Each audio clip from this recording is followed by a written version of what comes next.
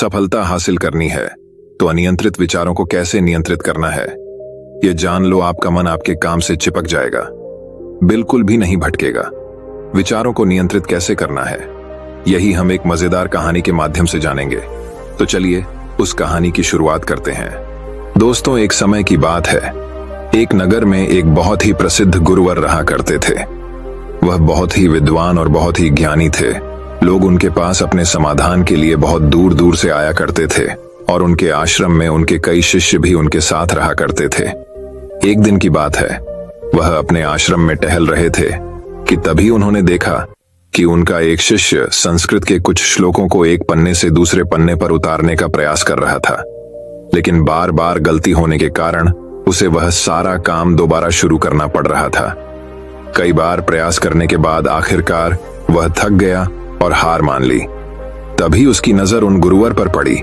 जब उस शिष्य ने उन गुरु को देखा तो उन्हें प्रणाम किया और अपनी समस्या बताते हुए वह उन गुरुवर से कहता है, हे गुरुवर, मैं करीब 2 घंटों से नए पन्ने पर उतारने की कोशिश कर रहा हूं, लेकिन बार बार न जाने क्यों मुझसे गलती हो जा रही है। न जाने क्यों बार बार मेरा मन भटक जा रहा है। मैं हर बार अपने मन को साधने की कोशिश कर रहा हूं, लेकिन बार बार मुझसे कोई ना कोई गलती हो ही जा रही है और इसी कारण मुझे बार बार यह काम एक नए सिरे से शुरू करना पड़ रहा है। आखिर ऐसा क्यों हो रहा है? इसका जवाब देते हुए वो गुरुवर अपने उस शिष्य से कहते हैं, ऐसा केवल ध्यान की कमी के कारण होता है, क्योंकि एक साधारण इंसान अपने मस्तिष्क की 90% ऊर्जा को यूं ही व्यर्थ कर देता है। इसी कारण उसका मन किसी भी कार्य में नहीं लग पाता और यही वजह है कि उनसे बार बार गलतियां होती रहती हैं और वह चाह कर भी उन गलतियों को सुधार नहीं पाते और वहीं पर एक सधा हुआ मन इन कार्यों को बड़ी सरलता और सहजता से कर लेता है और इसके पीछे भी कई कारण हैं। तभी वह शिष्य उन गुरुवर से कहता है, कौन से कारण है गुरुवर? तभी वह गुरुवर अपने उस शिष्य से पहला कारण बताते हुए कहते हैं, बंथे, आप लिखते वक्त जरूर किसी और घटना के बारे में सोच रहे हो। इस पर वह शिष्य हाँ में सर हिलाते हुए कहता है, जी गुरुवर, आपने बिल्कुल सही कहा।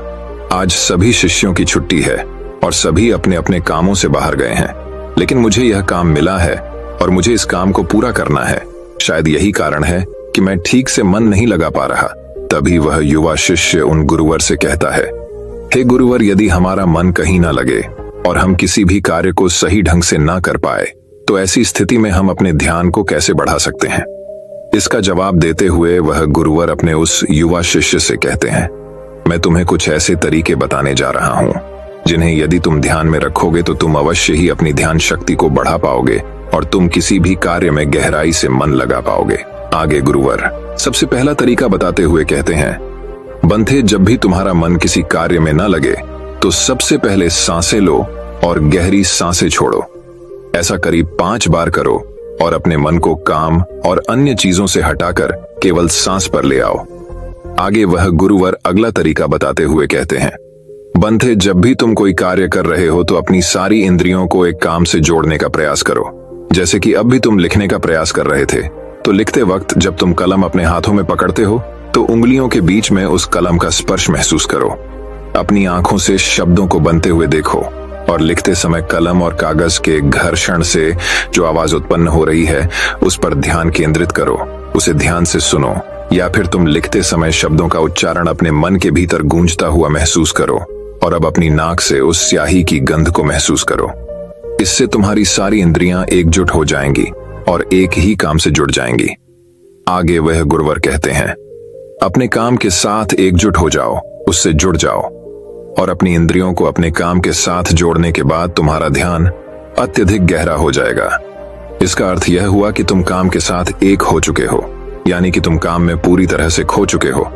और जब तुम इस प्रकार कोई भी कार्य करोगे तो तुम्हें समय का पता भी नहीं चलेगा और तुम्हारे कार्य में कोई भी गलती भी नहीं होगी। लेकिन मेरी एक बात और याद रखना, यदि बीच बीच में तुम्हारा मन भटकने लगे, तुम्हारे मन में तरह तरह के विचार उठने लगे और तुम्हारा मन यहाँ वहां भागने लगे, तो डरना मत। तुम दोबारा से निश्चय करना और दोबारा से ध्यान लगाने का प्रयास करना। देखते ही देखते तुम इस अभ्यास में निपुण हो जाओगे और तुम्हारा ध्यान अत्यधिक गहरा होता चला जाएगा। उस शिष्य ने उन गुरुवर की सारी बातें ध्यानपूर्वक सुनी और उसके बाद उसने ऐसा ही किया। और देखते ही देखते वह अपने कार्य में इतना खो गया कि जहां जहां वह गलतियां कर रहा था वहां पर अब उससे कोई भी गलतियां नहीं हो रही थी। और तो और उसने अपना सारा कार्य एक बार में ही पूरा कर लिया। और ऐसा इसलिए हो पाया क्योंकि हमारा सारा ध्यान हमारी इंद्रियों में बटा होता है। और इसलिए हमें अपनी इंद्रियों को एक कार्य पर लगाना बहुत आवश्यक है, क्योंकि यदि हमारा ध्यान इन इंद्रियों में बटा रहेगा तो हमारा मन भटकता रहेगा। जहां जहां भी हमारी इंद्रियां भागी वहां वहां हमारा मन भी भागेगा। लेकिन वहीं पर यदि आपने अपनी सारी इंद्रियों को केवल एक ही कार्य पर लगा दिया तो आपका मन भटकना बंद हो जाएगा और इस समय आप बहुत ही अत्यधिक गहरे ध्यान में पहुंच जाएंगे। किंतु साधारण मन इसे ज्यादा देर तक साध नहीं सकता। लेकिन इस प्रकार बार बार और निरंतर अभ्यास करने से मन ध्यान को साधना सीख जाता है और आपका ध्यान अत्यधिक गहरा होने लगता है और आपको उस कार्य में रुचि भी आने लगती है। और जब भी आप उस कार्य में पूरी तरह से खो जाते हैं तो आपको समय का भी पता नहीं लगता और आपका कार्य भी अच्छी तरह से और सफलतापूर्वक हो जाता है। वह गुरुवर अपने शिष्य को यह सारी बातें बताकर ध्यान में लीन हो गए। लेकिन तभी वहां पर एक युवक आया और उस युवक ने उन गुरुवर को प्रणाम किया। तभी उन गुरुवर ने अपनी आंखें खोली और इस पर वह युवक कहता है, हे गुरुवर, मैं आपके पास बहुत दूर से आया हूं। मैंने आपके बारे में तरह तरह की बातें सुनी है। मैंने सुना है कि आप सभी की समस्याओं का समाधान करते हैं। मेरी भी एक समस्या है, कृपया करके मेरा मार्गदर्शन करें। इस पर वह गुरुवर उस युवक से कहते हैं, बोलो आखिर तुम्हारी क्या समस्या है। वह युवक अपनी समस्या बताते हुए उन गुरुवर से कहता है, हे गुरुवर, मैं बहुत लंबे समय से तैयारी कर रहा हूं। मैंने कई तरह के सरकारी परीक्षाएं भी दी हैं, लेकिन मैं किसी में भी उत्तीर्ण नहीं हो पाया। मुझे यह पता ही नहीं चल पा रहा कि आखिर मुझसे गलती कहां हो रही है, आखिर मुझ में क्या कमी है। उस युवक का यह प्रश्न सुनकर वह गुरुवर मुस्कुराने लगे और उस युवक से कहते हैं, बंधे, क्या तुम सच में अपनी परीक्षा में सफल होना चाहते हो। इसका जवाब देते हुए वह युवक कहता है, हाँ गुरुवर, मैं अपनी परीक्षा में सफल होना चाहता हूँ, इसीलिए तो मैं आपके पास आया हूँ। कृपया करके मेरा मार्गदर्शन करें। तभी वह गुरुवर अपने स्थान से उठे और उस युवक का हाथ पकड़ करके कुएं पर ले गए। कुएं के पास पहुंचकर उन गुरुवर ने उस युवक के हाथ में एक घड़ा थमा दिया और उस युवक से कहा, इस घड़े में पानी भरकर वापस आश्रम ले आओ। इतना कहकर वह गुरुवर वापस आश्रम लौट गए। लेकिन वह युवक वहीं खड़ा खड़ा यह सोच रहा था, भला इस घड़े में पानी भरने से मुझे मेरे प्रश्न का उत्तर कैसे मिलेगा। आखिर मुझे यह कैसे पता चलेगा कि मैं परीक्षा में कैसे पास हो सकता हूं। लेकिन उस युवक के पास और कोई विकल्प भी नहीं था, इसलिए जैसा कि उससे उन गुरुवर ने कहा था, कुएं से पानी खींचा और मटके में पानी भर लिया। लेकिन यह क्या, मटके में तो कई सारे बारीक छेद हैं जिनसे पानी धीरे धीरे रिस रहा है। वह युवक मन ही मन यह सोचने लगा, इस घड़े में तो छेद है, मैं इसे आश्रम में कैसे ले जाऊंगा। तभी उसने सोचा, यह छेद तो बहुत छोटे हैं, यदि मैं इसे जल्दी जल्दी ले जाऊं तो मैं आश्रम तक जल्दी पहुंच जाऊंगा और इसमें से पानी भी ज्यादा नहीं गिरेगा। यह सोचकर उस युवक ने वह घड़ा उठाया और दौड़ता हुआ वह जल्दी जल्दी उन गुरुवर के पास पहुंचा। लेकिन जब तक वह वहां आश्रम पहुंचता वह पूरी तरह से भीग चुका था और मटके में पानी केवल नाम मात्र के लिए ही बचा था। इसे देखकर वह गुरुवर मुस्कुराने लगे और उस युवक से कहते हैं, मन का भटकाव बहुत बड़ी बीमारी है और तुम्हारे साथ भी यही हो रहा है। तुम्हारे मन में विभिन्न प्रकार के विचार हैं, अर्थात तुम एक समय में कई सारे विचार सोच रहे हो, जिस कारण लगातार तुम्हारी मानसिक ऊर्जा व्यर्थ हो रही है और इसीलिए मेहनत करते हुए भी तुम कोई परिणाम प्राप्त नहीं कर पा रहे हो। जैसा कि उस मटके में कई सारे बारीक छेद थे और तुमने सोचा कि तुम उसे लेकर जल्दी से जल्द आश्रम पहुंच जाओगे जो तुम्हारा लक्ष्य था, लेकिन तुमने देखा कि वह सारा पानी धीरे धीरे करके उस मटके से गिरता चला गया और अंत तक इस मटके में केवल नाम मात्र पानी ही बचा है। इसलिए अपने मन को भटकने से रोको, क्योंकि ध्यान के बिना कोई भी कार्य पूरा नहीं किया जा सकता है। इस पर कुछ लोग जरूर कहेंगे कि कुछ काम केवल शारीरिक शक्ति से ही होते हैं, लेकिन याद रखें कि शरीर भी मन के आदेश पर ही चलता है, इसलिए सारे कार्य मानसिक शक्ति से ही संभव हो पाते हैं। यदि कोई लकड़हारा लकड़ी काटते समय ध्यान ना रखे तो वह एक जगह पर कुल्हाड़ी नहीं चला सकता और हो सकता है कि वह खुद को चोट भी पहुंचा ले। इसलिए जानकारी और हर कार्य का मूल तत्व है ध्यान। और यदि तुम अपने जीवन में कुछ बड़ा हासिल करना चाहते हो, इस परीक्षा में सफल होना चाहते हो, तो तुम्हें एक जगह तो ध्यान लगाना सीखना ही होगा, क्योंकि तुम जैसी आदत डालोगे वैसा ही तुम्हारा मन बनता चला जाएगा। इसलिए जब भी तुम छोटे से छोटा कार्य भी करो तो उसे पूरा मन लगाकर करो। ऐसा करने से हमारे मन का स्वभाव बदलने लगता है और हम किसी भी कार्य में मन लगाने लगते हैं। और यदि एक बार तुमने इसमें निपुणता हासिल कर ली तो तुम्हें सफलता अवश्य मिलेगी। तभी वह युवक उन गुरुवर से कहता है, किंतु गुरुवर, जब भी मैं पढ़ने बैठता हूं तो मन में तरह तरह के विचार आने लगते हैं और मैं मन के उन विचारों में फंसता चला जाता हूं। मैं चाहकर भी अपने मन को रोक नहीं पाता। ऐसी स्थिति में मैं मन के उन विचारों को कैसे छोड़ सकता हूं? इस पर वह गुरु मुस्कुराते हुए उस युवक के हाथों में ग्लास लाकर रख देते हैं और उस ग्लास में नींबू पानी भर देते हैं और उस युवक से कहते हैं, यह ग्लास जो तुम्हारे हाथ में है, इस ग्लास में से एक भी बूंद पानी नीचे नहीं गिरना चाहिए, इसे पकड़ कर रखो। इस पर वह युवक कहता है, लेकिन कब तक? इसके जवाब में वह गुरुवर उस युवक से कहते हैं, जब तक यह ग्लास मैं तुम्हें नीचे रखने के लिए न कहूं। उस युवक ने उन गुरुवर की बात मान ली और तत्परता के साथ ग्लास लेकर वह खड़ा हो गया। आखिर में उसे भी तो अपनी योग्यता उन गुरुवर को साबित करनी थी। शुरू में सब कुछ ठीक चल रहा था, लेकिन कुछ ही देर बाद उसके मन में तरह तरह के विचार उठने लगे और यह सोचने लगा, आखिर यह सब करने से भला क्या होगा? मैं चाहे कितनी भी कोशिश कर लूं, लेकिन मेरा मन मेरे बस में नहीं आने वाला। मैं उस पर नियंत्रण नहीं रख सकता। मैं कभी नहीं बदल पाऊंगा। यह सोचकर वह लड़का मन ही मन असहज होने लगा। वह लगातार कोशिश करता रहा, लेकिन अब उसके शरीर के हिलने से बार बार पानी ग्लास से नीचे गिर रहा था और जमीन पर फैल रहा था। यह देख वह गुरुवर उस युवक से कहते हैं, बेटा, जब तक तुम्हारा मन शांत था तब तक पानी की एक बूंद भी ग्लास से नीचे नहीं गिरी, लेकिन जैसे ही तुम्हारे मन में तरह तरह के विचार उठने लगे, तुम्हारा शरीर भी वैसी ही प्रतिक्रिया देने लगा और तुम्हारे शरीर की प्रतिक्रिया देने के कारण ग्लास से पानी नीचे गिरने लगा और जमीन पर फैलने लगा। आगे और गुरुवार उस युवक को समझाते हुए कहते हैं, बेटा, जैसे गर्म लोहे पर हथौड़े की चोट पड़ती है तो वह एक नया आकार लेता है, ठीक उसी तरह से एक विचार छोटे हथौड़े के जैसा होता है, जिसकी चोट से इंसान का शरीर, व्यक्तित्व और मन आकार लेने लगता है। अर्थात तुम्हारा यह मन ग्लास में पानी की तरह है और यह बहुत आसानी से भटक जाता है, विचलित हो जाता है। यदि तुम चाहते हो कि ग्लास में भरा हुआ यह पानी शांत रहे, तो इसके लिए तुम्हें अपने मन को शांत रखना होगा। इसके बाद गुरुवर उस युवक को कहते हैं, अब इस ग्लास को एक बार फिर से पकड़ो और अपना सारा ध्यान अपनी सांस पर ले आओ।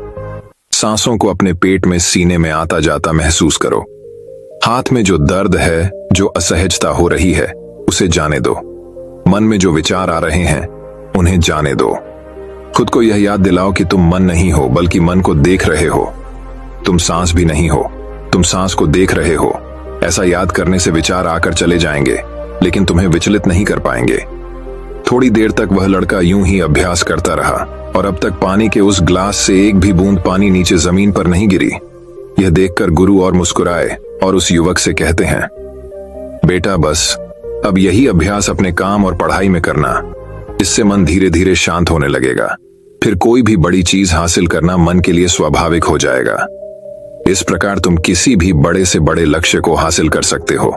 और यदि तुम किसी परीक्षा में सफल भी होना चाहते हो तो यह भी तुम्हारे लिए बहुत सहजता से हो जाएगा। इतना कहकर वह गुरु शांत हो गए और वह युवक भी यह समझ चुका था कि आखिर वह इतनी सारी परीक्षाएं देने के बाद भी अब तक सफल क्यों नहीं हो पाया। उसने उन गुरुवर को प्रणाम किया और वापस अपने घर लौट गया। दोस्तों, इस कहानी से हमने कई सारी महत्वपूर्ण बातें सीखी हैं। चलिए एक एक करके उनके बारे में जानते हैं। सबसे पहले, पांचों इंद्रियों को एक काम पर लगाओ। गहरी सांसें लो और गहरी सांसें छोड़ो। ध्यान सांस पर ले आओ और बाकी सारी चीजें छोड़ दो। दूसरी बात, सभी इंद्रियों को केवल एक काम से जोड़ो। कान, आंख, नाक, स्पर्श, हर तरह से काम से जुड़ जाओ। उस काम में एक हो जाओ। तीसरा, यदि ध्यान टूट भी जाए तो इसमें घबराने की कोई जरूरत नहीं। एक बार फिर निश्चय करो और दोबारा से प्रयास करो। दोबारा से अपने काम में पूरी तरह से मग्न होने का प्रयास करो। धीरे धीरे ध्यान गहरा होता चला जाएगा और आप किसी भी कार्य में पूरी तरह से मग्न हो जाएंगे। जब ऐसा होगा तब आप वह कार्य बड़ी सरलता और सहजता से पूरा कर लेंगे। इस बीच जो समय लगने वाला है उसका भी अंदाजा आपको नहीं लग पाएगा और साथ ही ना तो वह काम आपको बोझ लगेगा और ना ही आप उस काम को करने में उबाऊ महसूस करेंगे। आप उस काम में आनंदित रहेंगे, उस काम में आपको मजा आएगा और आप उस कार्य को बड़ी सरलता और सहजता से पूरा कर पाएंगे। दूसरी बात जो हम इस कहानी से सीखते हैं वह यह है कि हर जानकारी और हर का मूल तत्व है ध्यान। हमें ऐसा लगता है कि मन के छोटे मोटे भटकाव से कोई फर्क नहीं पड़ता, लेकिन बिना ध्यान के कोई भी कार्य संभव है ही नहीं। आपने कभी ना कभी तो यह महसूस किया ही होगा कि जब आप कोई पढ़ाई कर रहे हैं या कोई जरूरी काम कर रहे हैं, उसी दौरान आपके फोन में कोई नोटिफिकेशन आ जाता है। आपका मन तुरंत ही ये कहता है कि चलो एक बार वो नोटिफिकेशन देख लेते हैं, आखिर उसमें ऐसा क्या है। और जैसे ही आप वह नोटिफिकेशन देखने जाते हैं, आपका पूरा ध्यान उस स्मार्टफोन में लग जाता है और आपका अधिकांश समय उसी में बीत जाता है। लेकिन जब आपको यह एहसास होता है तब तक बहुत देर हो चुकी होती है। तीसरी बात, स्वीकार करो और जाने दो। जैसे गर्म लोहे पर हथौड़े की चोट से वह आकार लेता है, ठीक उसी प्रकार से मन के विचार भी एक हथौड़े की भांति है और उनकी चोट से इंसान का शरीर, व्यक्तित्व और मन आकार लेता है। आपने यह भी जरूर देखा होगा कि जब हमारे मन में सकारात्मक विचार होते हैं तो हम बहुत ही पॉजिटिव, अच्छा और हल्का महसूस करते हैं। वहीं जब हमारे मन में नकारात्मक विचार होते हैं तो हम बहुत ही भारी, परेशान और चिंतित महसूस करते हैं। साथ ही हमारा शरीर भी बहुत थका थका महसूस होता है। इसलिए छोटे से छोटे विचारों पर हमें ध्यान देना आवश्यक है, इसीलिए हमें जागरूक रहना आवश्यक है और इसीलिए अनचाहे विचारों को अपने मन में ना आने देना, उन्हें जाने दो, बल्कि अपने सांसों पर ध्यान रखो। खुद को यही याद दिलाओ कि मैं मन नहीं हूं, मैं तो मन को देख रहा हूं। मैं सांस नहीं हूं, मैं तो सांसों को देख रहा हूं। जो भी विचार आए उसे स्वीकार करो और जाने दो। ऐसा करने से मन अनचाहे विचारों से मुक्त हो जाएगा और आप एक पानी में पत्ते की तरह पानी के ऊपर तैरने लगेंगे, जिससे आप आनंदित और खुश महसूस कर पाएंगे। आपका शरीर हमेशा तंदुरुस्त और स्फूर्ति महसूस कर पाएगा और न ही आपका मस्तिष्क किसी भी प्रकार के तनाव और चिंता में डूब पाएगा। इस प्रकार आप सही निर्णय भी ले पाएंगे और आपका ध्यान भी गहरा होता चला जाएगा। देखते ही देखते आप हर काम में मन भी लगा पाएंगे और आप हर किसी कार्य में सफलता हासिल कर पाएंगे। जैसा भी आप चाहेंगे आप वैसा कर पाएंगे। दोस्तों, आपने आज की इस वीडियो से क्या सीखा वह मुझे आप कमेंट में बता सकते हैं।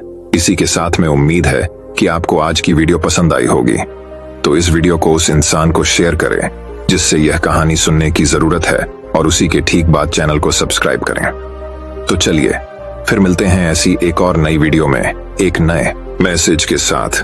तब तक के लिए अपना ख्याल रखें। धन्यवाद और नमो बुद्धाय।